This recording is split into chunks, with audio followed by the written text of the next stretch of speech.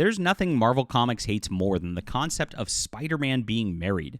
And I don't understand this because the fans loved it. I grew up on it. Mary Jane and Peter Parker were the ultimate couple.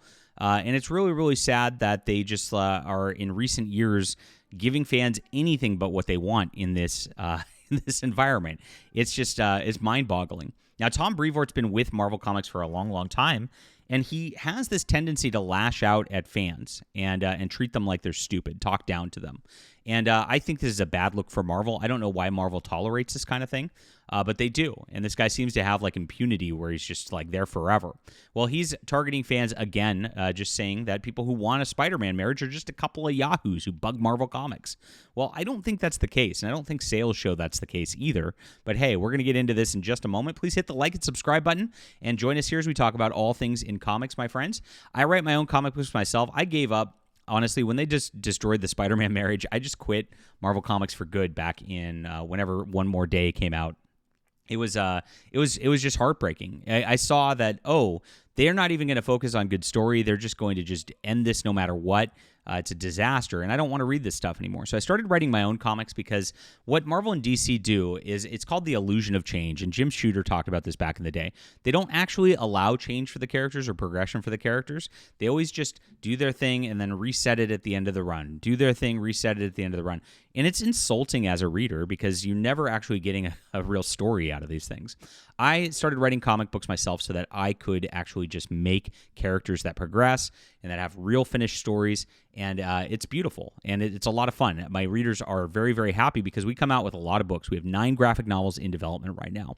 Now, you can get books for free to check out my stuff, guys. Flying Sparks was the original superhero book I started working on back then, and it's 5 volumes long. It completes. It's done. This first volume is absolutely free if you sign up for my newsletter in the description below.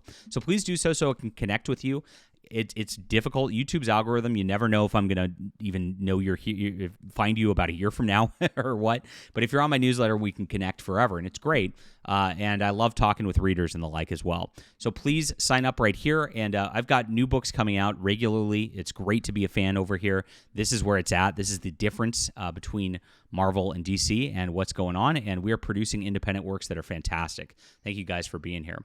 So recently, X-Men editor Tom Brevoort seems to be bitter about Marvel Comics fans and disliking the current direction of major characters. And almost all Marvel Comics fans dislike the current direction of Marvel Comics. It's been a disaster. He's criticized people out there and attacks them very regularly. And this happened, it started really when he started teasing the X-Men relaunch last year, and which started with an all-new number 1, and they built this whole line that they're already canceling books. So it's almost like these people know that they're going to have stuff that's not going to work and that's going to get canceled and that is not going to resonate with readers because it's canceled within 10 issues. This NYX is gone, the X Factor's gone, all because they just didn't do what people want with the X-Men. It's pretty simple. And he doesn't care because a fan asked about it saying, hey, this relaunch, are you going to get rid of the political crap that we've dealt with Vita Ayala and all this crap for years? And he goes, it's X-Men. The message is the premise. So he's going to double down on identity politics and all that. A lot of fans got really upset by that, and they're just sick of Marvel pushing the LGBTQ agenda on everything, and they're doing it again in X-Men. Eve Ewing, who's like a race grifter, just made this whole book about Kitty Pryde being a lesbian. It's like a self-insert sort of weird thing, and it's terrible, and people don't like it. And it is what it is. So X-Men's been a disaster since this relaunch because of this, once again. Don't even get me started on the Dazzler miniseries they put out. I mean, that was just some of the worst propaganda I've ever seen. But this is what he said, because he went on a tangent on his blog. He said, first off, I think the ill-defined accusation of being woke is nonsense. I tend to turn off and tune out whenever it comes up in almost any context. And sure enough, Brevoort blocked me and all that because, you can't actually talk to people who read comics and are influencers in the comic space. We wouldn't have that at Marvel Comics. We can't listen. These people are so tone deaf, it's ridiculous. The people who are using it, who brandish it like a sword to attack whatever they don't like, tend to, mostly be cretins. So yes, way to go. Call your audience who doesn't like the weird messaging that you're putting in there specifically to irritate people, that irritates people, that doesn't sell, that that your fans don't like. But if you call it out, you're cretins, right? This is how they treat people. They think you're stupid. They don't like you. They don't like their own audiences, and they don't like their own properties they work on. They just want to destroy everything they touch. It's really what they do. It's really sad.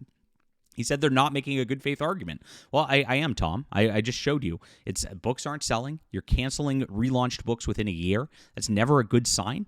And the reason that's happening is because of this kind of content. It is a good faith argument. And of course, what's interesting is he's done another one saying that Marvel and DC books are selling fine. There's nothing wrong with the way they're selling. Now, of course, the market's been collapsing. Things have been selling at less and less rates. The only way that the people get new sales or if you relaunch it with an all-new #1, do some big gimmicky event like Ultimate Spider-Man or Absolute Batman. Otherwise, they don't sell. I've been told that DC Comics in the mainstream line right now, that most of the books, like Flash, Green Lantern, by a couple of retailers, tells me they order one copy for the shelves and they don't sell. Like, nobody wants them. And this is what they've done to their entire lines. Very, very crazy. So now he's going off on Spider-Man, and a user has asked this, said, over in Spider-Man Arena on Reddit, there's a recurring idea that the success of Ultimate Spider-Man with married Peter Parker is an indication that 616 Peter, that's the mainstream one, marriage to MJ should be reinstated. And that's the fault of the editors for not recognizing that and reaping similar sales success. I don't necessarily agree, but wonder your thoughts about how one book's success affects the other. And this should be an indicator to them. This did go big because featuring Peter and Mary Jane on the cover, married with children, on #1 was a big reason why Ultimate Spider-Man sold so well. People wanted that. People were craving that. Everybody who was commenting across the internet said, finally, they're giving us what we want. They're undoing on One More Day. They really didn't. It was kind of a weird, this Jonathan Hickman universe is like a weird universe that, is not going to have legs and doesn't last forever. It is what it is. But that's really what brought people to this. It was very, very obvious. And I saw that the editor, Nick Lowe, of Amazing Spider-Man, actually got flack from the crowd when he started explaining why they weren't going to bring back the Spider-Man marriage in Amazing Spider-Man at New York Comic Book Con. The fans want this, and the fans have always wanted this. The fans hated One More Day. They hated Brand New Day. Back in the day, a lot of people had some cope for a bit saying, oh, this is just going to be a temporary thing. And it wasn't. And they just let it go, and it's ruined Spider-Man ever since. And then you get Mary Jane like going into this dimension, this Zeb Wells crap where she's got this dude Paul, who looks like Matt Walsh or whatever, who like she's shacked up with, while Peter like swings in and out and they cook him breakfast. Like he's it's like the cucktacular Spider-Man. It really doesn't feel good. It feels like the fans are being humiliated intentionally for being fans of this property. And yes, that's why Amazing Spider-Man doesn't sell as well. Now this is pretty interesting. Brevoort says, yeah, I've been hearing this from a couple of yahoos. It's just a couple of yahoos who want this. I've never seen any Spider-Man fan who doesn't want this marriage back. Every single one does. This is ridiculous. Whose idea of a good time is to send us the same letter about MJ and Paul every single day. Well, I'm glad there's people doing that. Because honestly, it needs to be done. These people need to know what they're doing is wrong. It really does. It's really sick that you don't care about your fans. And it's clear, just the tone, you could tell he does not respect the fans whatsoever. Here's the thing. I think the point of view you're talking about is incorrect. First off, the difference in sales from Ultimate Spider-Man and Amazing Spider-Man is relatively slim. Well, it wasn't when it first started. Now, there's reasons for this. Amazing Spider-Man just gets collected no matter what.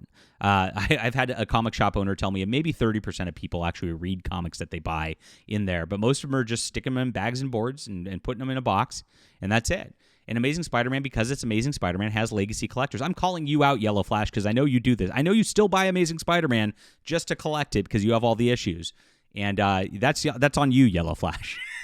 That's right. Call them out. But it's not like Ultimate is doing 2 or 3 times the business or anything. So it probably is outselling it by 150% is what that means. And that's weird because Amazing Spider-Man should be the flagship title. It should be the top seller. And it's not because of what they're doing, obviously. He says, I don't think the success of Ultimate at the moment is down to just Peter and MJ being married. It has a lot more to do with the quality of the work. So this is pretty interesting. So this is kind of an admission that the quality of a work on Amazing Spider-Man is not there. Like, why would you put bad quality work on Amazing Spider-Man? And this goes back to how they treat their fans again. They know you're going to buy Amazing Spider-Man just to collect it, and so they can put sub-tier talent on it, and it's just going to sell anyway. And this is how they think of you, as pay pigs, right?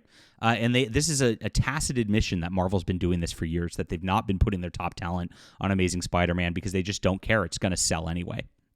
And this is sick.